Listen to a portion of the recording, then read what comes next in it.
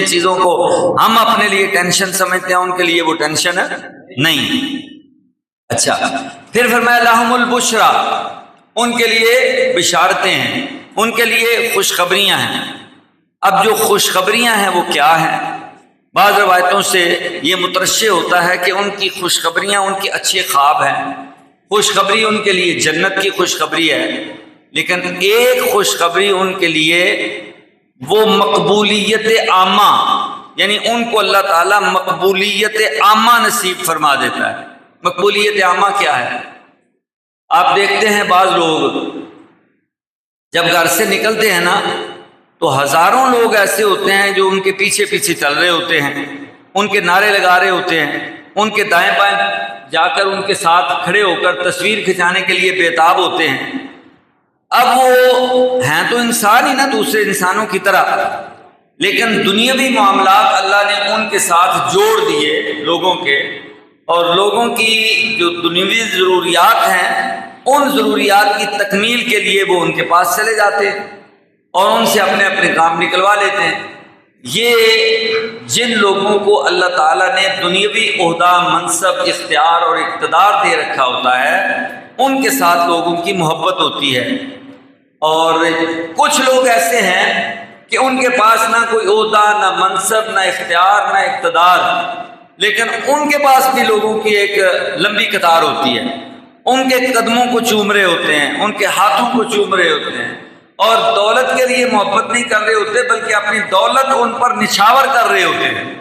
اب یہ دونوں قسم کے لوگ ہیں نا،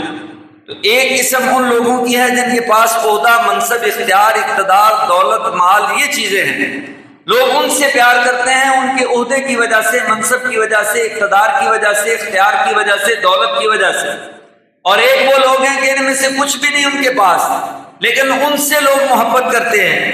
تو جن لوگوں سے لوگ دنیا کی خاطر محبت کرتے ہیں وہ لوگ دنیا تک ان کا ایک سسٹم اور نظام ہے، اور جن لوگوں سے لوگ دنیا کی وجہ سے نہیں بلکہ اس لیے محبت کرتے ہیں کہ وہ اللہ کے دوست ہیں، اللہ کی محبت کی وجہ سے ان کے لیے محبت کرتے ہیں، ان کے ساتھ محبت کرتے ہیں، ان لوگوں کو کہا جاتا ہے کہ یہ اللہ کے ولی ہیں اور اولیاء ہیں۔ اور ان اولیاء کے بارے میں بتا دیا لہم البشرا فی الدنیا والآخرہ، ان کے لیے دنیا میں بھی بشارت اور خوشخبری ہے اور آخرت میں بھی خوشخبری ہے۔ ایک بندے کو پتا ہو کہ دنیا میں تو میرے نعرے لگ رہے ہیں اور آگے جا کے میں نے سیدھا جہنم میں جانا ہے، تو کبھی کبھی اس کی ذہن میں یہ بات آتی تو ہے، پریشان تو ہوتا ہے نا۔ اور ایک بندے کو یہ یقین ہو کہ دنیا میں میں روکھی سوکھی بھی کھا لوں گا، دکھ بھی برداشت کر لوں گا، لیکن آخرت میں تو مجھے اللہ نے جنت کا باغ عطا کرنا ہے نا، تو انسان کو ایک سکون اور اطمینان نصیب ہو جاتا ہے۔ تو یہ جو قبولیت عامہ ہے یہ کیسے حاصل ہوتی ہے؟ نبی کریم رؤوف الرحیم صلی اللہ علیہ وسلم کی حدیث ہے، آپ نے فرمایا اذا احب اللہ العبد، کہ جب اللہ اپنے بندے سے محبت کرتا ہے، اللہ تعالیٰ اپنے بندے سے محبت کرتا ہے، یہ ایک عمل ہے، یعنی یہ جو محبت ہے نا یہ فضول شے نہیں ہے، صرف جگہ ٹھیک ہونی چاہیے، کہاں محبت کرنی ہے اتنا شعور ہونا چاہیے، کس سے کرنی ہے۔ فرمایا اذا احب اللہ العبد، جب اللہ اپنے بندے سے محبت کرتا ہے، اور اللہ کب محبت کرتا ہے اور کس بندے سے محبت کرتا ہے؟ قرآن نے خود بتا دیا، فرمایا قل ان کنتم تحبون اللہ فاتبعونی یحببکم اللہ، اے محبوب ان کو بتا دو کہ اگر تم اللہ سے محبت کرتے ہو تو میری پیروی کرو، اللہ خود تم سے محبت کرنا شروع کر دے۔ تو جو رسول اللہ کی پیروی کرتا ہے، ان کے نقش قدم پر چلتا ہے، ان کی اداؤں کو اپناتا ہے اور ان کے معمولات زندگی اپنے لیے وہ انہیں مشعل راہ بنا لیتا ہے، تو اللہ اس بندے سے محبت کرنے لگتا ہے۔ اور جب رسول اللہ کی اداؤں کو اپنانے کی وجہ سے کوئی بندہ اللہ کا محبوب بن جاتا ہے تو اذا احب اللہ العبد نادى جبریل، اللہ تعالیٰ جبریل کو بلاتا ہے، جبریل بات سن، جبریل آ گئے، اللہ اس کو بتاتا ہے کہ ان اللہ یحب فلانا، کہ تمہارا رب فلاں بندے سے محبت کرتا ہے۔ بس جبریل کو پتہ لگنے کی دیر ہے کہ میرے رب کا وہ محبوب ہے، تو فَأَحِبَّهُ، تو جبریل فَيُحِبُّهُ جبریل، جبریل کو یہ پتہ لگ جائے صحیح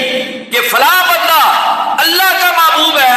تو جبریل جا کر اس بندے سے محبت کرنے لگ جاتا ہے، جبریل اس بندے سے۔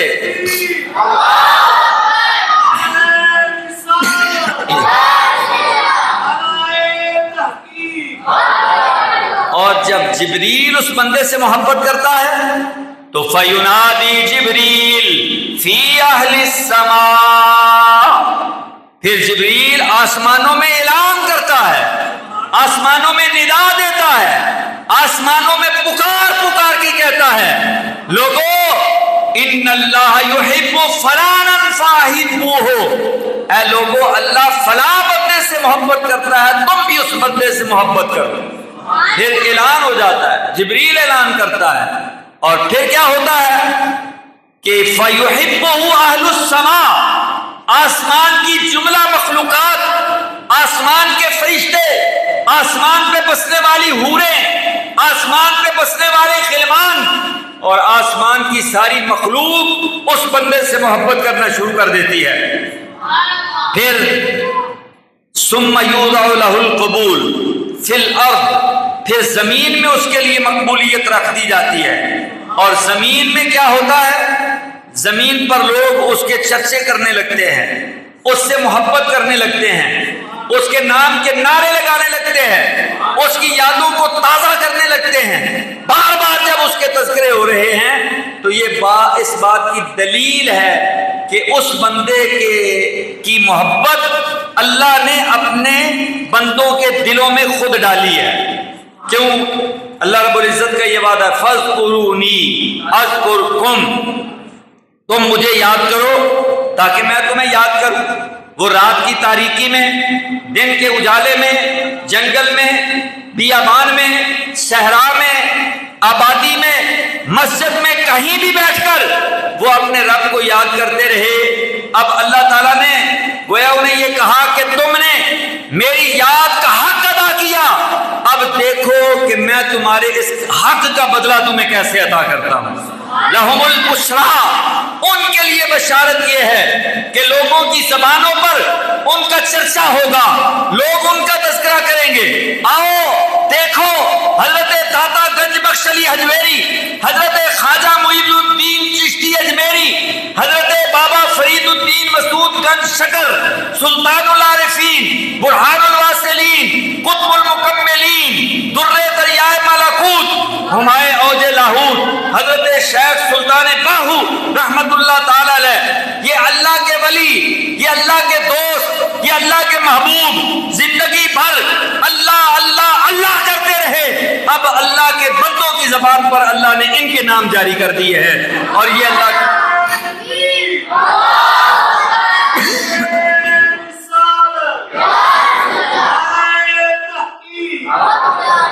انہوں نے اپنی زندگی کے ماہ و سال 10 20 25 سال اللہ کو یاد کیا ہوگا، لیکن اللہ تعالیٰ نے بدلہ کیا دیا کہ تم نے زندگی میرے نام کر دی اور تم زندگی میں مجھے یاد کرتے رہے۔ اب صدیاں گزر جائیں گی، لوگوں کی زبانوں پر تمہارے تذکرے رہیں گے اور لوگ تمہیں یاد کرتے رہیں گے۔ تو یہ اللہ نے دلوں میں محبت ڈالی اور زبانوں پر ان کے تذکرے جاری و ساری کر دیے۔ پھر جب ان کی وفات کا وقت آتا ہے تو اللہ فرماتا ہے، فرمایا تتنزل علیہم الملائکہ، ان پر فرشتے اترتے ہیں، فرشتے نازل ہوتے ہیں، ان کے استقبال کے لیے آتے ہیں، اور فرشتے آ کر کیا کرتے ہیں؟ انہیں یہ خوشخبری سناتے ہیں کہ اللہ تخافوا ولا تحزنوا، نہ ڈرو نہ غم کرو، آج کوئی ٹینشن نہیں، کوئی فکر نہیں، تم نے زندگی اپنے رب کے نام کر دی، اب تم آ رہے ہو تو تمہارا استقبال کیا جائے گا۔ وَأَبْشِرُوا بِالْجَنَّةِ الَّتِي كُنْتُمْ تُوعَدُونَ، اور وہ فرشتے ان کو جنت کی خوشخبریاں سناتے ہیں کہ تم فکر نہ کرو، تمہارے آنے سے پہلے تمہارے لیے جنت کے محل تیار کر دیے گئے ہیں اور تمہاری قبروں کو جنت کے باغ بنا دیا گیا ہے، لہذا وہ خوشی خوشی مسرت کے ساتھ وہاں مزارات پہ اپنے مزارات میں اور قبروں میں جاتے ہیں۔ اب اللہ کے ساتھ جس نے دوستی لگائی، اللہ تعالیٰ نے اس دوست کو دنیا میں بھی عزت عطا فرمائی اور آخرت میں بھی عزت عطا فرمائے گا۔ یہ اللہ کی مرضی ہے نا، اگر چاہے تو ایک جگہ عزت دے دے، چاہے دو جگہ، چاہے تو دونوں جگہ ہی نہ دے، یہ تو اس کی مرضی ہے۔ تو جس نے اللہ سے محبت کی، اللہ نے اپنی محبوب اور اپنی مخلوق کے دلوں میں اس کے لیے محبت ڈالی، اور جس کے لیے اللہ نے لوگوں کے دلوں میں محبت ڈالی، ان کی زبانوں پر اس کے نعرے جاری ہو گئے اور ان کی یادیں جاری ہو گئیں۔ اب جب وہ دنیا سے چلے گئے تو کیا ہوتا ہے؟ ان کے دنیا سے چلے جانے کے بعد جس جگہ پر وہ مدفون ہوتے ہیں وہ قبریں، اللہ تعالیٰ ان کو بھی جنت کے باغ بنا دیتا ہے۔ اور یہ سلسلہ یوں نہ سمجھیے گا کہ ایک بندہ دنیا سے چلا گیا تو اب اس کے اور ہمارے درمیان کوئی رابطہ باقی نہ رہا، اس کے اور ہمارے حقوق بالکل جدا نہ، اس کے دنیا سے چلے جانے کے بعد بھی اس کے لیے ہماری دعا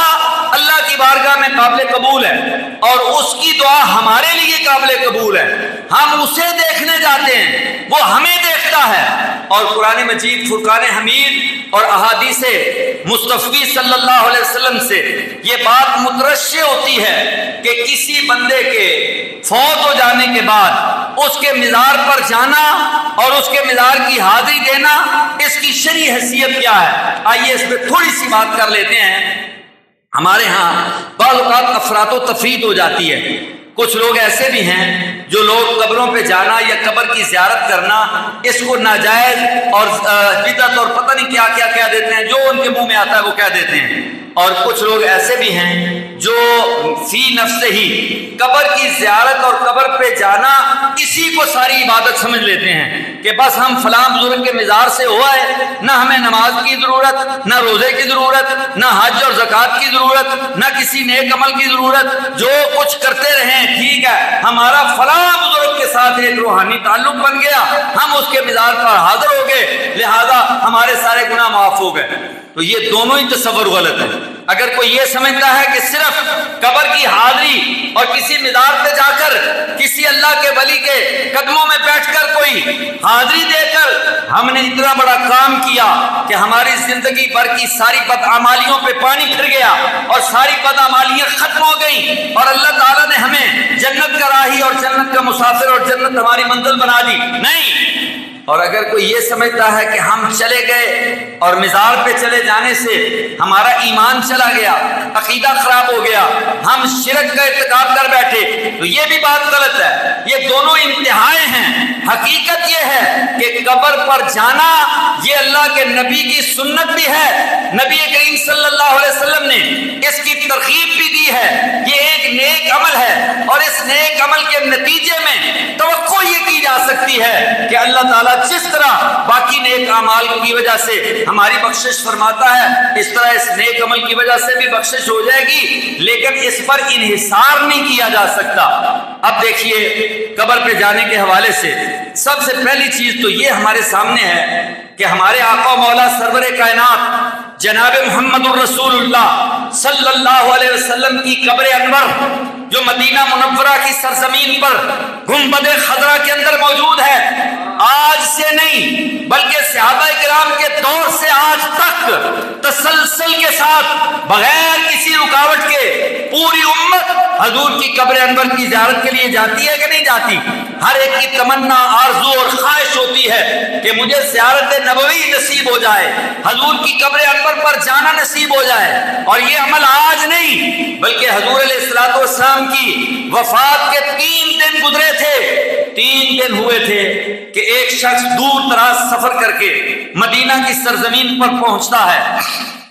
وہاں جا کر لوگوں سے کہتا ہے کہ محمد صلی اللہ علیہ وسلم کدھر ہیں؟ جس سے پوچھتا ہے اس کی آنکھوں سے آنسو جاری ہو جاتے ہیں۔ وہ کہتا ہے یار مجھے کوئی بتاؤ تو صحیح، میں اتنا سفر کر کے دور دراز سے چل کے آیا ہوں، مجھے بتاؤ تو صحیح وہ کہاں ہیں۔ لوگ بتانے کی بجائے اشارہ کر دیتے ہیں اور اسے سمجھ آ جاتی ہے کہ حضور علیہ السلام کا وصال ہو چکا ہے اور اس دنیا سے تشریف لے جا چکے ہیں۔ پھر وہ کہتا ہے مجھے آپ کی قبر بتا دو، لوگ اسے قبر بتا دیتے ہیں۔ پھر وہ حضور علیہ السلام کے گنبد خضرا میں جو قبریں ہیں اس قبر پہ حاضر ہوتا ہے اور جا کر کہتا ہے کہ اے محمد میں نے قرآن کی آیت سنی اور یہ قرآن کی آیت مجھ تک پہنچی کہ وَلَوْ أَنَّهُمْ إِذْ ظَلَمُوا أَنفُسَهُمْ جَاءُوكَ،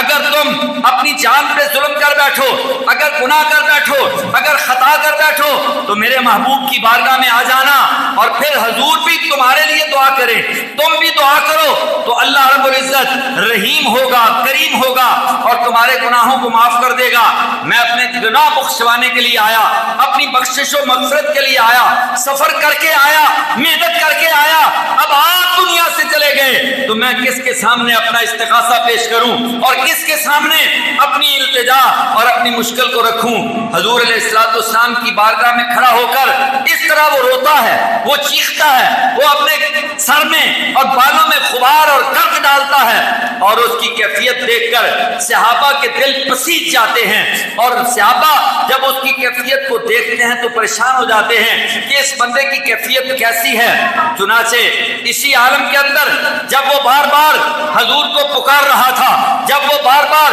بخشش اور مغفرت کی دعائیں مانگ رہا تھا، جب وہ بار بار قرآن کی یہ آیت بطور استدلال پیش کر رہا تھا، قبر انور کے اندر سے آواز آئی اے ربی قد غفر لک، جا چلا جا، تو اگر میری قبر پہ آ گیا ہے اللہ نے تجھے معاف کر دیا ہے۔